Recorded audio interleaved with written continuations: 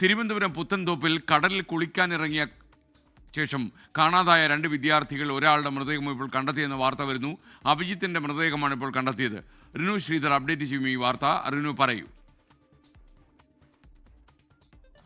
SKN ഇന്നലെ വൈകുന്നേരം 5:30 മണിയോടുകൂടിയാണ് കണിയാപുരം സ്വദേശികളായിട്ടുള്ള 5 +1 വിദ്യാർത്ഥികൾ പുത്തൻതോപ്പിലെ കടലിൽ കുളിക്കാനിറങ്ങിയത്. ഇതിൽ 3 പേർ കടലിൽ അകപ്പെട്ടു പോകുന്ന ഒരു സാഹചര്യമാണ് ഉണ്ടായത്. നബീൽ, അഭിജിത്ത്, അതുപോലെ തന്നെ ആസിഫ് എന്നിവരാണ് കടലിൽ പെട്ടുപോയത്. അതിൽ ആസിഫിനെ അപ്പോൾ തന്നെ നാട്ടുകാരും ഒപ്പമുണ്ടായിരുന്ന മറ്റ് വിദ്യാർത്ഥികളും ചേർന്ന് കരയ്ക്കെത്തിക്കുന്ന ഒരു സാഹചര്യമുണ്ടായി. പക്ഷേ അഭിജിത്തിനെയും അതുപോലെ തന്നെ നബീലിനെയും കാണാതാവുകയായിരുന്നു എന്നുള്ളതാണ്. അതിനുശേഷം ഇന്നലെ രാത്രിയോടുകൂടി അഗ്നിരക്ഷാ അതുപോലെ തന്നെ കോസ്റ്റ് ഗാർഡ് ഉൾപ്പെടെയുള്ളവർ തെരച്ചിൽ നടത്തിയെങ്കിലും കണ്ടെത്താനായില്ല. അതിനുശേഷം കടൽ പ്രക്ഷുബ്ധമായതിനാൽ തെരച്ചിൽ നിർത്തിവെക്കുകയായിരുന്നു. ഇന്ന് രാവിലെ പുത്തൻതോപ്പിലെ മത്സ്യത്തൊഴിലാളികൾ വല വീശുമ്പോൾ ആ വലയിൽ കുടുങ്ങിയ നിലയിലാണ് ഈ അഭിജിത്തിന്റെ മൃതദേഹം കണ്ടെത്തുന്നത്. അഭിജിത്തിന്റെ മൃതദേഹം ഇപ്പോൾ മരനാട് ആശുപത്രിയിലേക്ക് എത്തിച്ചിട്ടുണ്ട് എന്നുള്ള വിവരമാണ് നമുക്ക് ലഭിക്കുന്നത്.